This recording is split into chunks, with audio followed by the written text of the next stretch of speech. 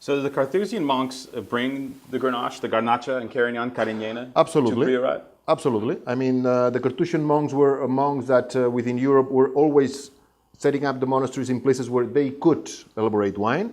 And, well, the history says that just looking for a place in this Iberian Peninsula and coming from France, they get across the Priorat and that they found not, I mean, the right place in terms of in terms of soil, in terms of climate, in terms of a very special terroir to elaborate these very special wines, absolutely. Also to say that this is a place where either you are planting vines or there is no other crop to be developed, because we do plant on the Licorella. The Licorella is a slate, schist.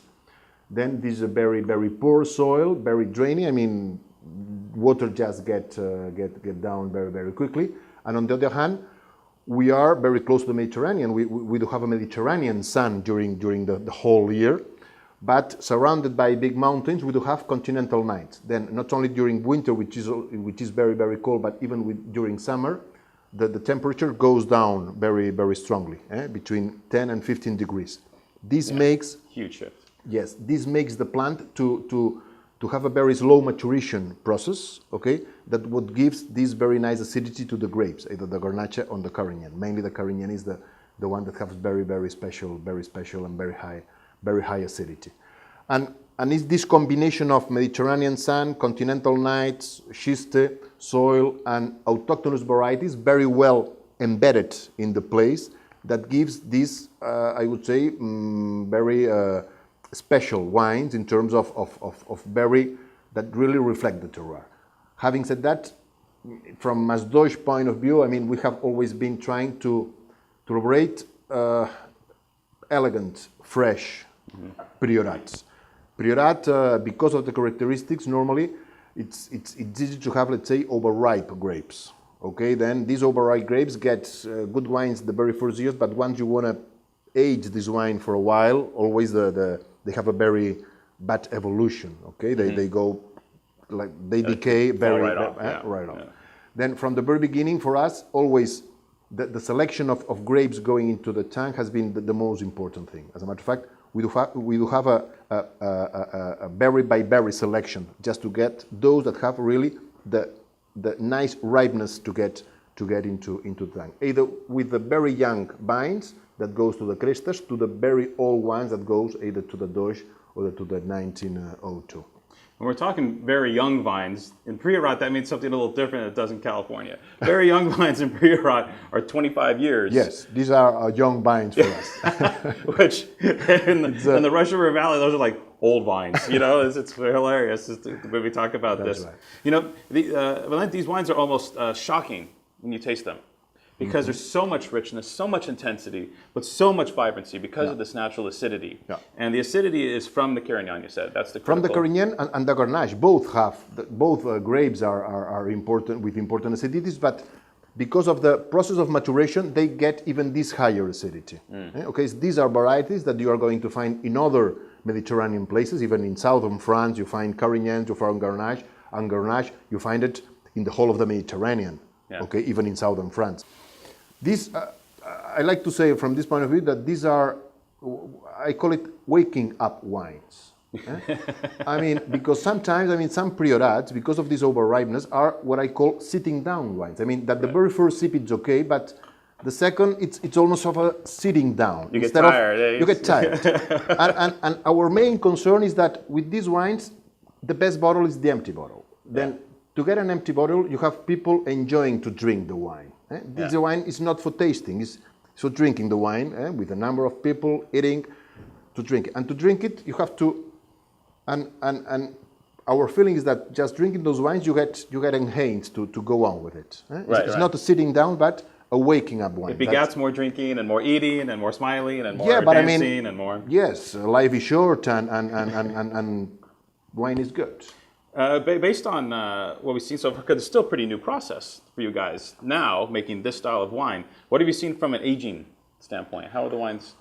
Well, from the aging point of view, we said before that unfortunately we do not get any Priorat of the 60s or the 70s. We do not get any Doix before 99. Yeah. What I can tell you today here June 2013, is the 99 is still growing. Oh, wow.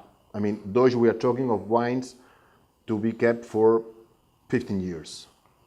I mean, because this is what we have already seen, that the Doix 99 is still there in terms of structure, in terms of acidity, in terms of fruit.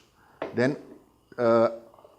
older the vineyards, higher the capacity to age those wines, because they have the acidity, they have the structure, they have the fruit, and then they are aged in new French oak barrels that gives, let's say, the complementary tannins needed just those wines to become, broadly speaking, more elegant, more delicate, as far as they have more and more bottle.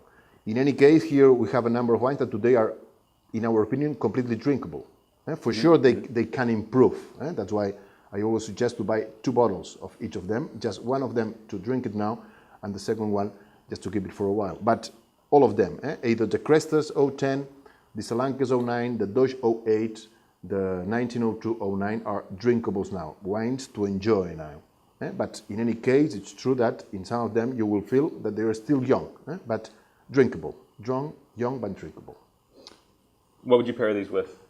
What are you eating in Gratayops?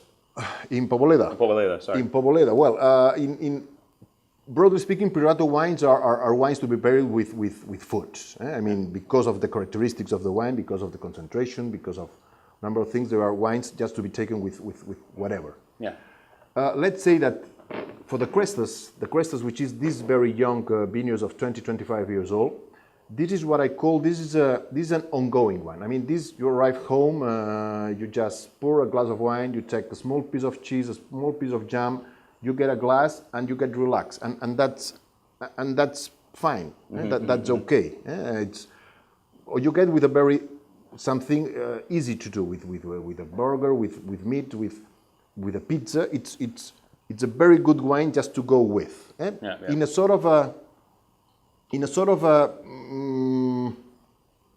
just do it. The Crestas is a bottle you open, you put it on the glass, and you can drink it. Yeah. There is no need to wait. No need for a big table. From Salancas on, Salancas, Doix, and 1902, I would say that there are wines that always needs a table, already needs a dish. Then Salancas from a nice risotto with mushrooms, from a nice pasta bolognese, from any roasted, grilled, cooked meat, fit really well. And from this point, as you get with the Doix and the 1902, this gets more and more important. Here we are talking about wines that may be paired with cheese and chocolate. These are wines just to be finished lunch and dinners, even after the coffee. After you can take it as a glass, as a because it has the richness. I mean, the wines aren't short in intensity, but they're still bright and vibrant. Absolutely. Then, even with a nice chocolate, if you are in your dessert time, even with a nice blue cheese, and as you see, I'm talking of important food. But I would say that these wines really enhance good food. Then, as far as you really enhance the food as well as the food enhance the wine. It's a nice match in this sense. Absolutely. Well, I think I'll take some of that home and get a pound of cheese and unwind. Wow, what a fabulous show. Valenti, thank you so much for bringing these in, man. This was really killer. It was a pleasure to hang out and get this on camera today, because I want people to know a little bit more about Priorat, because it's an area I think that, at least in America, is still a little misunderstood. The process continues, trying to tell people what Priorat is, and what the wines are about. So thanks so much for coming in and sharing with us today. Thank you for your time, and thanks for your attention. And I do hope that this will help people just to understand our wines. But at the very end, I will say these are wines that have to be tasted. Once you taste it, then the way you feel it's in the way we do it, how you are going to go on with it. Either you taste it, or it's not tempranillo. Let me put it this way. No, because I mean we are in markets, and then in Spain, Rioja has done a huge job just explaining Rioja wines. Right. But that with the variety that has nothing to do with this. Right. I mean, this is not a Rioja wine, it's a completely different wine. And then what it's nice today in Spain is that you find different regions with really very different wines. That's richness. I invite people just to taste it. Thank Me you. too.